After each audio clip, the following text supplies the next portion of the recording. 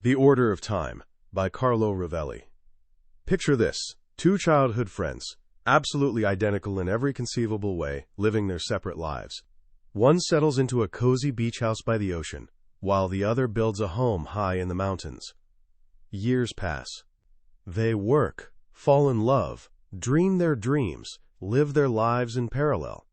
Then comes the day they finally reunite, and something's off. The mountain friend looks slightly older. Not dramatically, just a touch more weathered. His watch shows a few extra seconds have ticked by. He's actually experienced more time than his seaside companion. Now here's the wild part. This isn't some whimsical thought experiment or science fiction scenario.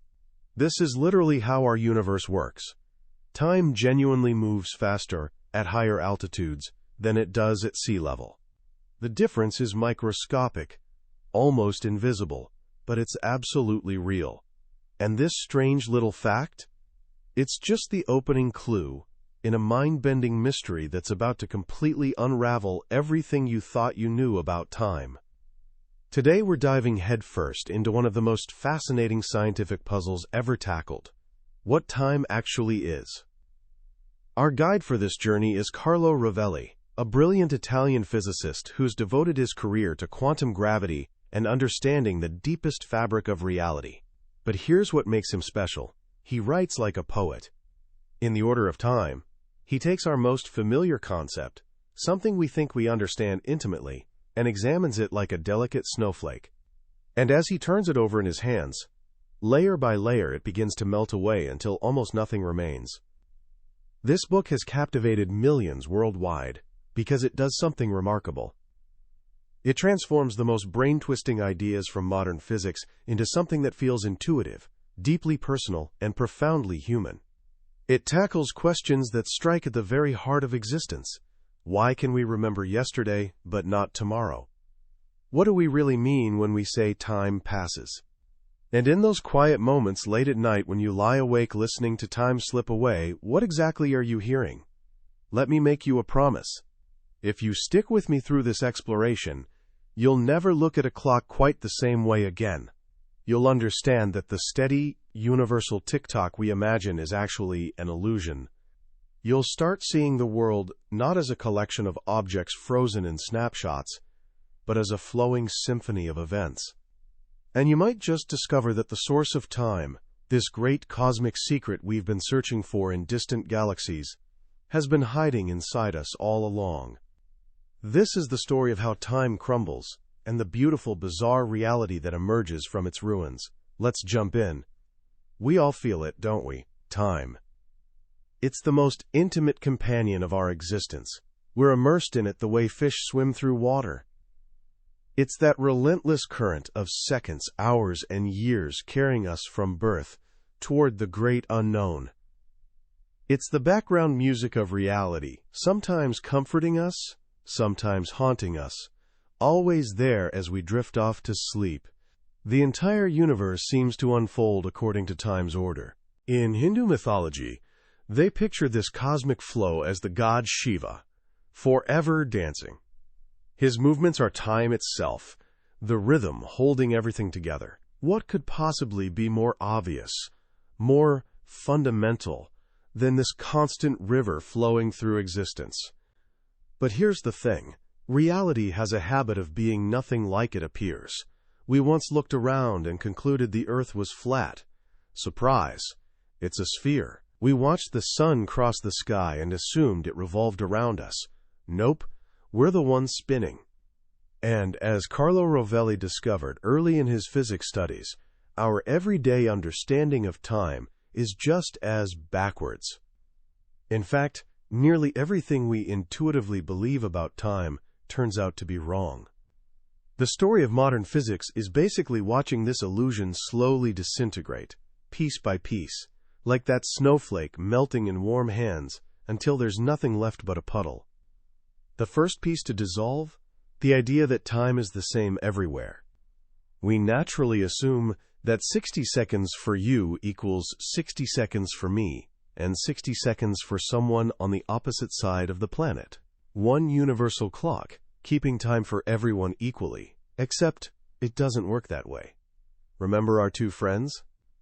Time literally passes at different speeds depending on where you are. Closer to a massive object like Earth, time moves more slowly. This isn't some quirk of our measuring devices. It's written into the fundamental structure of the universe. Down at sea level, everything happens more slowly. The friend at the beach has genuinely lived less, aged less. His plants grew less. His thoughts unfolded more slowly. At lower altitudes, there's simply less time available. The genius who figured this out a full century before we had clocks precise enough to measure it was Albert Einstein. He started with a deceptively simple question. How does the sun pull on Earth from millions of miles away without physically touching it? His answer revolutionized everything.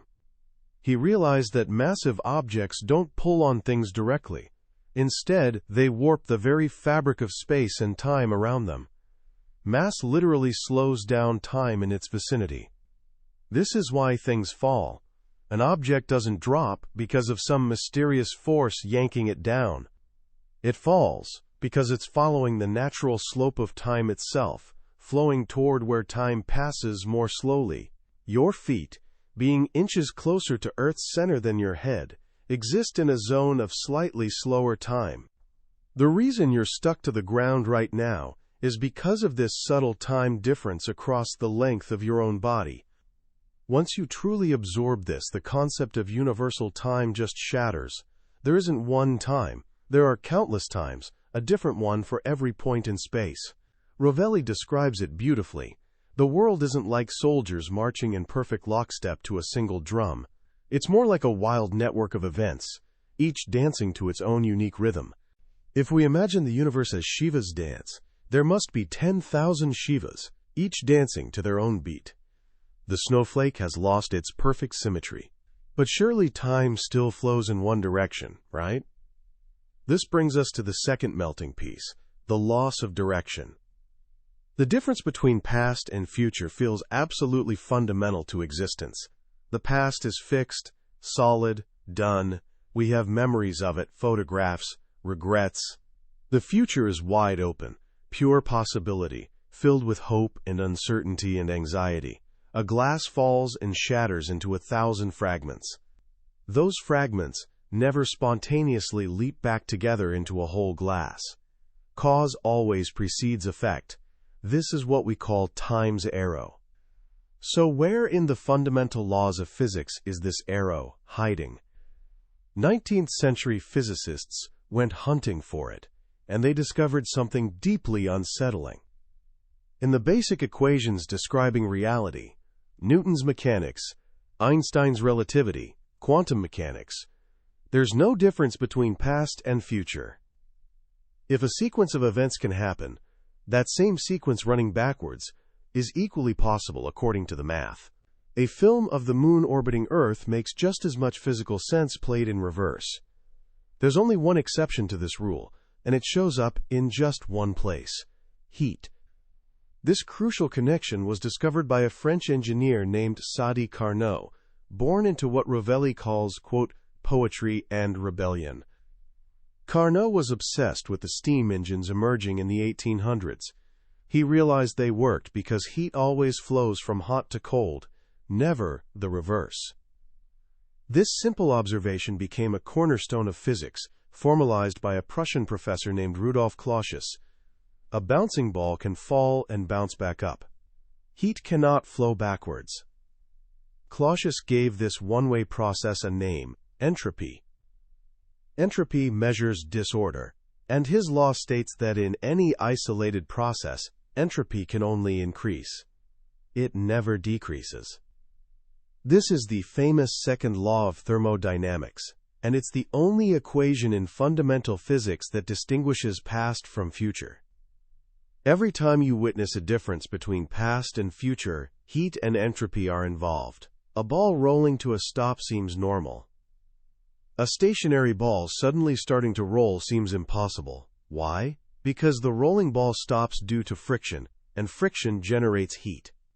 Even your thoughts, which always flow from past to future, produce heat inside your brain. So the secret of time's arrow is somehow hidden in entropy. But what exactly is entropy? Enter our next hero, Ludwig Boltzmann, a brilliant and ultimately tragic Austrian physicist. Boltzmann truly understood entropy. He realized that heat is just molecules jiggling around frantically. In a hot cup of tea, molecules zip around wildly. In a cold cup, they move sluggishly. Then he had his breakthrough. Entropy always increases, heat always flows from hot to cold, simply because of statistics. It's like shuffling a perfectly ordered new deck of cards. Shuffling naturally creates disorder, never more order. Everything naturally tends toward increasing disorder. The growth of entropy is just this natural drift toward chaos. This was genius, but it doesn't actually solve the mystery. It just pushes it back one step. Now the question becomes, if the universe is always getting more disordered, why was it so incredibly ordered in the past? Why was the cosmic deck of cards in such a special, low-entropy state at the beginning? And here Boltzmann delivers his most dizzying insight. He realized that the very concepts of order and disorder depend entirely on perspective. They exist only because we see the world in a blurred, simplified way. Think about that card deck again. We call a deck with all red cards grouped together, ordered. But it's only ordered because we're paying attention to color. If we examined every microscopic scratch and crease on every single card, every possible arrangement would be equally unique and special. The idea that certain configurations are ordered only exists because we ignore microscopic details and group things into categories. Boltzmann showed that entropy is precisely the number of different microscopic arrangements that our blurred vision can't distinguish. It exists because we don't, and can't, see everything in perfect detail. This leads to a shocking conclusion. If you could somehow see the exact microscopic state of the entire world, all its infinite details, the difference between past and future would completely vanish. Time's arrow, this flow that feels so fundamentally real, is actually a product of our ignorance. It's an effect of viewing the world through fuzzy lenses. Could something so central to our experience, the passage of time, really just be a kind of cosmic nearsightedness? The evidence is overwhelming. All the phenomena that mark time's flow are connected to the fact that the universe began in a state that appears incredibly special from our blurred perspective. Boltzmann's equation defining entropy in terms of this blurring is carved on his tombstone in Vienna, a fitting memorial to the man who discovered that time's river flows only because we see the world through an imperfect lens. The snowflake has now lost its unity and its direction. It's becoming a puddle. But the most devastating blow is still coming, the end of the present. About a decade before figuring out that mass slows down time, Einstein made another discovery. He realized that speed also slows down time. Back to our two friends. This time one stays put while the other goes for an extremely fast walk. When they reunite, the friend who was moving has aged less. For everything that moves, time passes more slowly. This has been measured countless times. A precision clock on an airplane runs slightly slower than an identical one sitting on the ground. This simple fact has an absolutely earth-shattering consequence. The idea of now is meaningless across distance. Imagine you have a sister who traveled to a planet orbiting Proxima Centauri, about 4 light-years away. You might casually wonder, what is my sister doing right now? Rovelli explains that this question literally makes no sense. It's like standing in Venice and asking, what is here in Beijing? The word here refers to your specific location, not some universal location. Similarly, now refers to your local time, not some universal time. If you could look at your sister through a super powerful telescope, you'd see her as she was 4 years ago, because that's how long light took to travel from her to you. That's her past, not her now. You might try calculating what she's doing 4 years after that moment, but that doesn't work either. Because of how speed affects time, she might have already returned to Earth and be 10 years in your future. So when exactly is now on that distant planet? The truth is, There is no now there that corresponds to your now here. Rovelli calls this the most astonishing conclusion in all of contemporary physics. Our present doesn't stretch across the entire universe. It's a bubble around us. For everyday life on Earth, this bubble is large enough that we can pretend to share a single now. But zoom out into the cosmos, and the illusion completely falls apart. There's our past, events that can affect us. There's our future, events we can affect. But between past and future lies a vast, extended present, an interval that is neither past nor future. For Mars, this interval is about 15 minutes. For the Andromeda Galaxy, it's millions of years. The notion of a single present moment, a universal now existing throughout the universe, is pure illusion. There's no great cosmic clock ticking off the moments of existence. The present of the universe is a meaningless phrase. So what does the actual temporal structure of the world look like? Rovelli uses a brilliant analogy, a family tree. For any person, there's a cone of ancestors in the past and a cone of descendants in the future. But there are also many people who are neither ancestors nor descendants, cousins, distant relatives, friends. They exist outside those cones. Space-time structure is identical. For every event, there's a light cone of its past and a light cone of its future. Everything outside these cones lives in that expanded present, neither past nor future. This is the strange new geometry of reality that Einstein revealed. The snowflake of time has now completely dissolved. We've lost its unity, its direction, and its present. What's left? This brings us to the final crumbling, the loss of independence. For centuries, we've been caught between two intellectual giants, Aristotle and Isaac Newton. Aristotle believed that time is simply how we measure change. If nothing in the world changed, time wouldn't pass. Time isn't its own separate thing. It's just a way of counting events, like sunrise or a pendulum swing. Newton, however, imagined a true and absolute time, a time that flows completely on its own, independent of everything else, whether anything happens or not. Even if the entire universe froze solid, Newton's time would keep flowing, steady and unchangeable. This is the T in his equations, and it became our common-sense understanding of time. So who was right? The answer required a third giant to enter the stage, Einstein. Einstein's breakthrough showed that both were right and both were wrong. Newton was correct that there's something real existing beyond simple matter. This something is what we call space-time. But he was wrong to think it was absolute and independent. Aristotle was right that time is connected to change, but the thing it's connected to isn't just ordinary matter. It's the gravitational field itself. Here's the key insight. Space-time isn't a fixed, empty stage where the universe performs its play. Space-time is the gravitational field. It's a physical, dynamic entity, like an electron or a beam of light. It's a vast, flexible structure that can bend, stretch, and ripple. Time, slowing near a massive object, is just this structure being stretched. The universe isn't a story painted on a fixed canvas. It's multiple canvases, all interacting with each other. Time has lost its independence. It's no longer the king ruling over reality. It's just one of the dynamic players in the great cosmic dance. But even this isn't the final destination.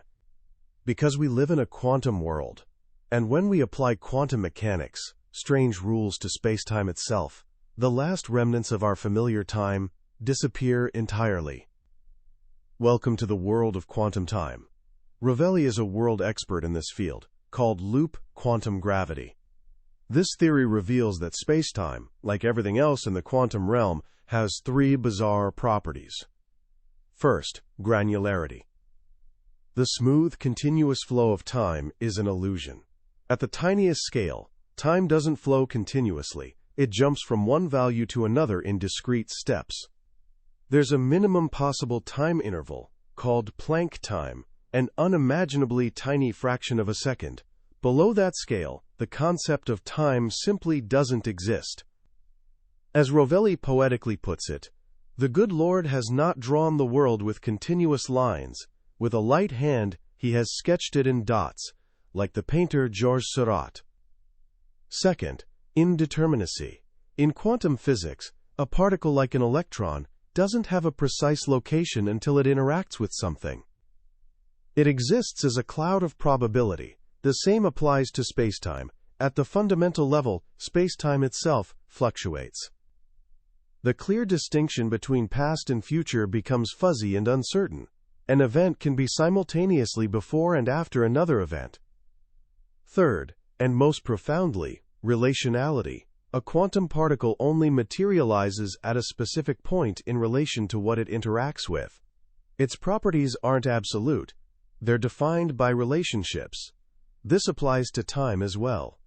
The duration between two events isn't a universal property, but the result of a specific interaction. Time dissolves into a web of relationships that no longer forms a coherent backdrop. So after this long demolition, what's left of time? Nothing. At the most fundamental level we can probe. Time doesn't exist. There's no special time variable, no past or future, no universal present, no continuous flow. We've arrived in a world without time, a strange, windswept landscape of pure change. But this doesn't mean the universe is static or frozen. Far from it. The absence of time doesn't mean nothing happens. It means change is everywhere, but it's not organized along a single timeline. The events of the world, Rovelli quips, don't form an orderly queue like the English. They crowd around chaotically, like Italians. The universe is happening everywhere, all at once. This is perhaps the most radical shift the book offers. We need to stop thinking of the world as made of things that persist through time. We need to think of it as made of events. A stone seems like a solid, permanent thing. But look closer, and it's just a long, slow event. It's a complex vibration of quantum fields, a process maintaining its shape temporarily before eventually crumbling into dust. A kiss, on the other hand, is obviously an event with a limited duration. Rovelli's poetic insight: the world is made of networks of kisses, not of stones. We're not things either. A human being is a complex process. Food, information, light, and words constantly flow through us. We're a knot of knots in a vast network of chemical, social, and emotional exchanges. We're not beings, we're becomings. The physics describing this world of events doesn't need a time variable. The fundamental equations of quantum gravity, like the Wheeler-DeWitt equation, have no t in them. Instead, they describe how all the variables of the world change in relation to each other. Time, as Aristotle first intuited, is simply the measure of change. The theory just describes relationships between events. This is the barren, beautiful world without time. But if this is true, if time isn't real at the fundamental level, where does our experience of time come from? Why do we feel it flowing so relentlessly from past to future? This is where the narrative turns into a detective story. We're hunting for the culprit who created time. And like in the great tragedy of Oedipus, the detective might discover he's been searching for himself. The source of time isn't out there in the cosmos. It's here, with us. It emerges from our particular relationship with the world. The first clue is blurring. Remember Boltzmann? Time's arrow exists because the past had low entropy.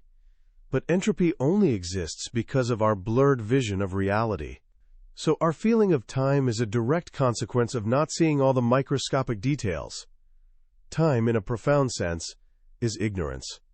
Rovelli, building on work by mathematician Alain Kohn, shows how this thermal time naturally emerges from any blurred, statistical description of a system. When you can't see all the details, a special variable with time-like properties just appears. But this still doesn't answer the central question: why was entropy low in our past? This brings us to the second and most crucial clue: perspective. Maybe the universe at its beginning wasn't in a special ordered state at all. Maybe it was completely random. The reason the past looks special to us is because we're a particular kind of system, with a specific way of interacting with everything else. Rovelli uses a powerful analogy. For thousands of years we looked up and saw the entire cosmos majestically revolving around Earth. It seemed like the most fundamental feature of the universe. But we eventually understood that the heavens weren't turning. We were. The grand rotation of the sky was a perspective effect caused by our particular motion on this spinning planet. Time's arrow might be exactly the same kind of thing. Time's flow isn't a property of the universe. It's a property of our perspective within it. Out of the countless trillions of systems in the universe, some will naturally interact with the rest of reality in such a way that, for them, the past appears more ordered. We happen to be one of those systems. And it's only in such systems, where entropy is increasing, that life, evolution, and thought become possible. We don't live in a place where time flows. Time flows in the place where we live. This is where the story of time becomes the story of ourselves. That low entropy in the past, that arrow of time, is what allows the past to leave traces. Fossils, craters on the moon, photographs, and most importantly, memories in our brains. Without the one-way flow of entropy, everything would be perfectly reversible, nothing could be recorded. The past leaves marks, the future doesn't. This is why the past feels fixed and the future feels open. And what are we, as human beings, if not walking collections of traces? Our identity is built on memory. I'm not just this body existing right now. I'm my mother's embrace, my teenage adventures, the books I've read, the loves I've felt, the mistakes I've made. I'm a long, ongoing story, held together by memory's thread. As St. Augustine observed centuries ago, the past exists as memory in the present, and the future exists as anticipation in the present. Time, for us, is fundamentally a phenomenon of consciousness. Our brains are time machines. They're not designed to perceive some instantaneous now, which doesn't really exist anyway. They're built to compress stretches of duration into single perceptions, holding the past in retention and the future in expectation. This is how we can hear a melody. A song only exists across time, but we experience it as a unified whole, because our consciousness is a structure woven from memory and anticipation. This, finally, is the source of time. The demolition is complete, and the rebuilding is done. The uniform, absolute time we started with has vanished entirely. In its place is a much richer, more nuanced picture. At the fundamental level, there's a quantum world of events without clear temporal order. From our blurred perspective on this world, a statistical thermal time emerges. From our specific location within the universe, this time appears to have a direction, an arrow, that allows traces to form. These traces accumulate in our brains, creating memory. And this constant dance of memory and anticipation within our minds creates the profound, personal, emotional experience we call the flow of time. The mystery of time, in the end, isn't about the cosmos. It's about us. We were searching for the ticking of some great cosmic clock, but we were carrying the clock inside ourselves all along. The emotion of time isn't fog obscuring its true nature. The emotion of time is its nature, at least for us. And this time, our time, is precious precisely because it's finite. It's the brief circle of our existence, a miraculous combination that allows us to be here, to love, to learn, and to wonder.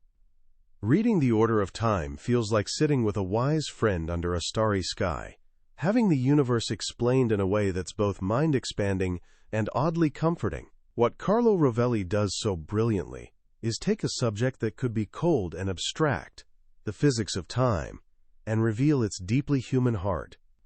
The most powerful lesson for me is this idea of perspective. We constantly search for absolute truths, for some objective view from nowhere of reality.